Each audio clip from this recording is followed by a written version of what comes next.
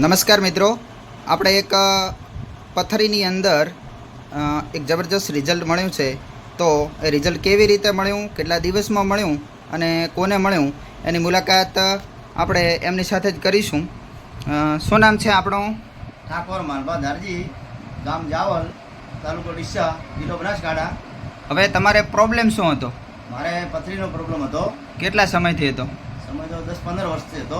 બરાબર, 10-15 વર્ષથી પથરીનો પ્રોબ્લેમ હતો. તો 10-15 વર્ષની અંદર તમે કોઈ પથરી માટે દવાઓ તો કરાવેલી છે? હા, દવાખાને જેલો 4 ઓપરેશન કરાયેલા.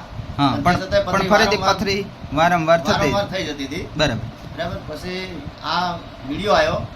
વિડીયો જોયો? હા, વિડીયો જોયો. પછી હું અહીંયા થરાદ આવ્યો. બરાબર. તમારે વિડીયો કોનો જોયો? આ દીપકભાઈનો. હા, દીપ આયુર્વેદિક કેન્દ્ર. હા, દીપ આયુર્વેદિક કેન્દ્ર થરાદનો વિડીયો જોયો. પછી હું અહીં દવા લેવા આવ્યો. બરાબર. દવા લઈ ગયો. હા, દવાની અંદર તમે શું શું લીધું? આ એક ગોળી લીધી હતી ભૂખ્યા પેટે વાળી, ઇઝી ડિટોક્સ, અને ભૂખ્યા પેટે ઇઝી ડિટોક્સ લીધી. હા. મિત્રો, આ ગોળી એક એવી છે કે જે શરીરની અંદર રહેલો તમામ નકામો કચરો, પેટના આંતરડાની અંદર ચોટેલો કચરો બારે કાઢે છે, અને શરીરની અંદર કોઈ પણ વસ્તુ વધારાની હોય, કેમિકલવાળી હોય, નકામો કચરો બારે કાઢે. અને એની સાથે બીજું શું લીધું હતું? બીજો એક ડબ્બો લીધો હતો.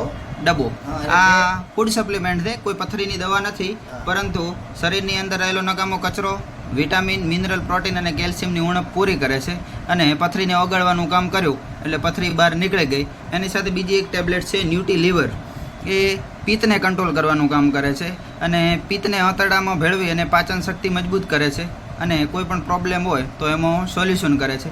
તમને પથરી કેટલા દિવસમાં નીકળી? આ દવા લેવાથી 2 દિવસે મારે 2 પથરી નીકળી હતી.